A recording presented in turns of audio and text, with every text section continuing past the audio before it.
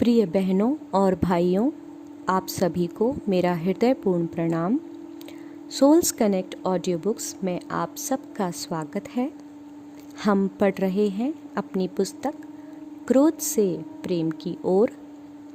आज हम इसके नए अध्याय को पढ़ना प्रारंभ करेंगे, जो है अध्याय 11, भावनाओं की अभिव्यक्ति और उनका क्रमिक विकास।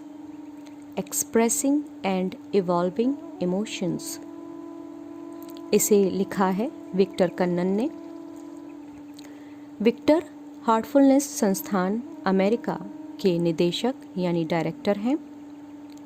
विक्टर ने अर्थशास्त्र यानी इकोनॉमिक्स में स्नातकोत्तर उपाधि प्राप्त की है और सन 1980 से अमेरिका के कॉरपोरेट क्षेत्र में कई वरिष्ठ कार्यकारी पदों पर कार्य किया है। वे हार्टफुलनेस ध्यान पद्धति के प्रमाणित प्रशिक्षक यानी सर्टिफाइड ट्रेनर हैं। चलिए इस अध्याय को पढ़ना आरंभ करते हैं। मेरी कहानी, माई स्टोरी। मैं बहुत बड़े परिवार में पला बढ़ा। मेरी माँ 16 भाई बहनों में सबसे बड़ी थी। मेरी माँ और पिता के परिवार में कुल मिलाकर 50 से ज़्यादा भाई बहन हैं और लगभग 100 भतीजे भतीजियाँ। मैंने न सिर्फ जन्मदिन बल्कि शादियाँ, सगाई, धार्मिक उत्सव आदि जैसे अनेक शुभ कार्यों में भाग लिया जो किसी बड़े परिवार में हो सकते हैं। हम बच्चों के लिए यह मस्ती व धमा चौकड़ी का समय होता था। मिलना जुलना, इधर उधर भागते रहना, खाना पीना, तोहफे लेना और फिर घर लौट जाना। मैं 6 भाई बहनों में सबसे छोटा हूँ। मैं जब बीते वर्षों पर नज़र डालता हूँ तो मुझे याद नहीं आता कि मैंने अपने परिवार में किसी को भी, यहाँ तक कि अपने पिताजी को भी कभी क्रोधित होते हुए देखा हो। जब मैं बड़ा हुआ तो मुझे मालूम ही नहीं था कि क्रोध को कैसे व्यक्त यानी एक्सप्रेस किया जाता है। अपनी 20 वर्ष की उम्र से ही मैं ऐसी जिम्मेदारियों को निभाते हुए जगह जगह जा रहा था जो मेरे सामर्थ्य के बाहर लगती थीं, और तभी मुझे एहसास हुआ कि मेरे बहुत दोस्त नहीं हैं। मैं अपनी जिम्मेदारियों को दिल से निभाता और उन्हें अपनी समझ व सामर्थ्य के अनुसार पूरा करने का प्रयास करता था। मुझे नहीं लगता कि मेरे वयस्क होने तक मेरे सामने ऐसी कोई भी परिस्थिति आई हो जब मुझे क्रोध आया हो। जब ऐसी परिस्थितियां उभरीं तब क्रोध को कैसे व्यक्त करना है, यह न जानने के कारण मैं निराश और चिंतित हो गया तथा अंतर्मुखी होकर किसी ऐसे व्यक्ति को ढूंढने लगा जो मुझे समझ सके। अपने 30वें वर्ष में मुझे कुछ ऐसी कठिन परिस्थितियों का सामना करना पड़ा जिनसे निपटने की समझ मुझ में नहीं थी। उन परिस्थितियों में क्रोध और उसकी अभिव्यक्ति की जगह सदमा यानी ट्रॉमा, आश्चर्य और दुख मेरी प्रतिक्रिया थे। मुझे क्रोधित होना नहीं आता था, इसलिए यह सोचते हुए कि मैं कैसी प्रतिक्रिया दूं, मैं अत्यधिक निराश हो गया और मेरी रातों की नींद उड़ गई। मैं भावनात्मक तौर पर बिना चुनौतियों के पला बढ़ा था, इसलिए यह समझने में असमर्थ था कि भावनात्मक उथल पुथल क्या होती है। जब नौकरी की संभावनाओं की वजह से मैं घर छोड़कर निकला तब समझ आया कि मैं अंतर्मुखी हूँ। मुझे सार्वजनिक स्थलों में बोलने में डर लगता था। मैं समाज में विविधता और भिन्न भिन्न विचारधाराएं देख रहा था, इसलिए मैं अंतर्मुखी ही रह गया और सामाजिक मेलजोल से डरने लगा। अब सोचता हूँ शायद इस भय ने भी मुझे क्रोध अभिव्यक्त करने से रोक दिया। मुझे लगता है कि जहाँ डर होता है वहाँ क्रोध दबा रह जाता है। यह संभवतः एक भयावह स्थिति है। मैंने 11 वर्ष की उम्र में अंधेरे और अकेलेपन को लेकर अपने डर पर काबू पाने की कोशिश की। उसके लिए मैं रात के समय जंगल में अकेले घूमा करता। मैंने डर पर काबू पाने का निश्चय कर लिया था, लेकिन गुजरते समय के साथ मुझे ऊंचाइयों का, हवाई यात्रा का, कार चलाने का और भूतों का भी डर लगने लगा। इनमें से अधिकांश पर मैंने बहुत जल्दी सचेत होकर काबू पा लिया। मैंने एक प्रेरक वक्ता यानी मोटिवेशनल स्पीकर को डर की व्याख्या करते हुए सुना कि डर यानी fear, FEAR, false evidence appearing real, यानी नकली प्रमाण का सच प्रतीत होने का संक्षिप्त रूप है। अब मैं कह सकता हूँ कि मेरा अधिकांश डर जा चुका है। मैं जिसके भी साथ रहूँ अपने आप में बहुत महफूज हूँ। भिन्न भिन्न लोगों के उत्तेजित होने के अलग अलग कारण होते हैं। कई वर्षों तक खुद का विश्लेषण करने के बाद मेरी समझ में आया कि जब कोई मेरी नीयत को गलत समझता है या मेरी अच्छाई का फ़ायदा उठाता है या आम तौर पर अन्यायपूर्ण व्यवहार करता है, तब मैं उत्तेजित हो उठता हूँ। 90 के दशक की एक खुशनुमा सुबह जब मैं उठा, तब ये शब्द साफ साफ मेरे हृदय से उभर रहे थे। न्याय की अपेक्षा रखना अपने आप में अन्यायपूर्ण है। ये एक बहुत बड़ा खुलासा था और इसने गलतफहमी से होने वाली जटिलता को कम कर दिया। मुझे महसूस हुआ कि दबी हुई निराशा गुस्से के रूप में तब प्रकट होती है जब सामने वाला बार बार मेरी नीयत को गलत समझते हुए मुझे दोषी ठहराता है। मैं 10-20 वर्षों के बाद क्रोध प्रकट करने में कुशलता हासिल कर पाया। प्रिय पाठकों, क्या यह आपको विचित्र लगता है? इसमें कुशलता कैसे हासिल की जा सकती है जब यह अक्सर एक असंयमित और बोध रहित सहज प्रतिक्रिया होती है? जब गुस्सा तीव्र हो जाता है तब स्नायु तंत्र यानी नर्वस सिस्टम ठीक से काम नहीं करता है और तत्कालीन हालात से हम दूर हो जाते हैं।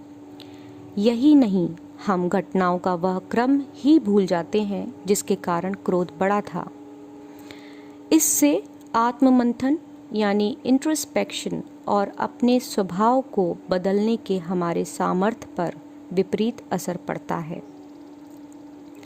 निराशा या कुंठा का क्रोध में बदल जाना एक स्वाभाविक प्रक्रिया है जो उस परिस्थिति के प्रति होती है जो हमारी मनोवैज्ञानिक मनःस्थिति से मेल नहीं खाती।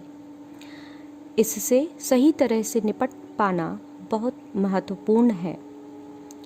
अति क्रोध, प्रचंड रोष, स्नायु तंत्र का ठीक से काम न करना आदि उतने ही हानिकारक हैं जितना क्रोध के लिए जायज़ परिस्थिति होने पर भी क्रोध को प्रकट न करते हुए स्तब्ध यानी फ्रोजन रह जाना होता है।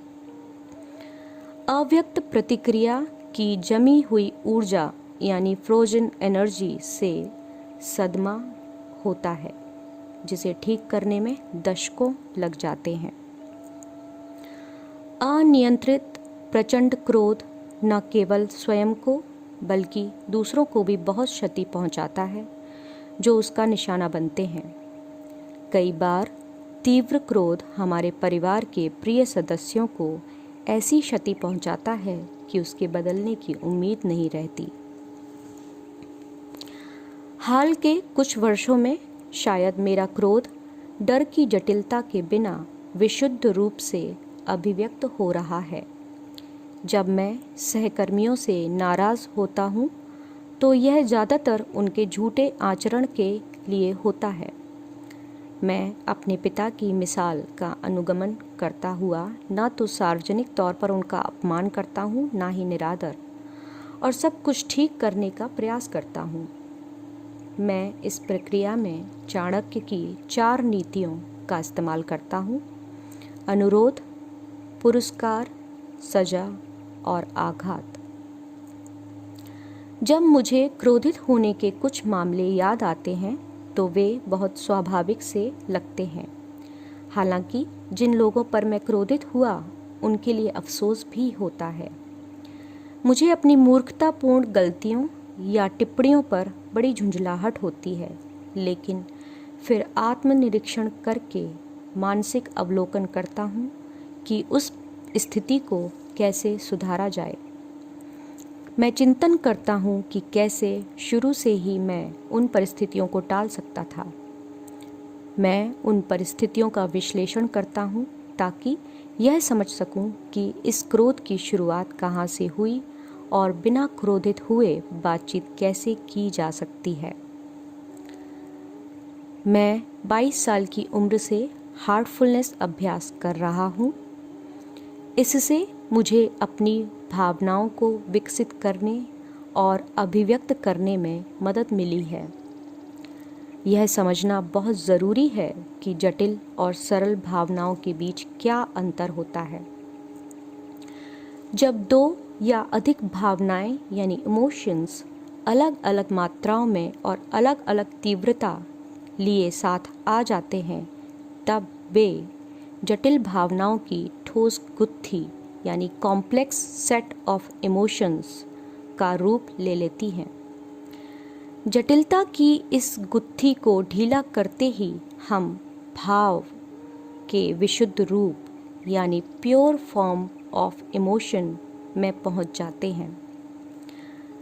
क्रोध आवेश यानी पैशन के समान है और आवेश प्रेम की अभिव्यक्ति है।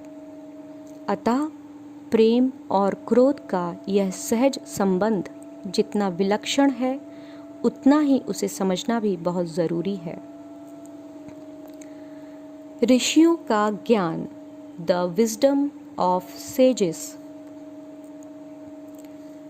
महात्मा बुद्ध ने कहा था, गुस्से को पकड़कर रखना किसी कोयले के गर्म टुकड़े को पकड़कर रखने की तरह है। तुम उसे किसी पर फेंकने का इरादा रखते हो जबकि तुम स्वयं उससे जल रहे होते हो। जहाँ तक प्रेम की बात है, उन्होंने हमें यह सिखाया कि पूरे संसार के प्रति असीमित प्रेम दर्शाओ, नीचे ऊपर दूर दूर तक निर्वाध रूप से, बिना दुर्भावना के और बिना शत्रुता के। इस विचार को आगे बढ़ाते हुए उन्होंने अपने शिष्यों से सभी को इस त्रिमुखी सत्य को सिखाने को कहा।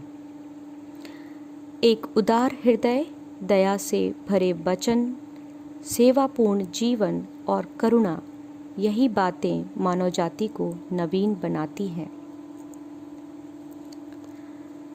लाला जी, श्री रामचंद्र जी फतेहगढ़ वाले नामक संत 19वीं सदी में भारत में रहते थे। दो लोग जो एक दूसरे से मतभेद रखते हैं, उनके संबंध और मन की आंतरिक दशा को बदलने के लिए उन्होंने एक सरल और प्रभावशाली तरीका सुझाया। मैं इस तकनीक का पिछले 5 सालों से अभ्यास कर रहा हूँ।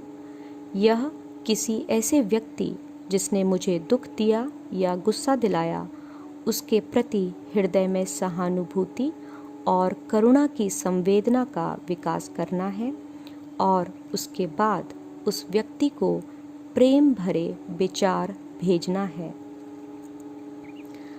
कार्यस्थल या परिवार में जब कभी परिस्थितियां कठिन होती हैं और मैं परेशानी, क्रोध या गलतफहमी का शिकार हो रहा होता हूँ, तब मैं इसका प्रयोग करता हूँ।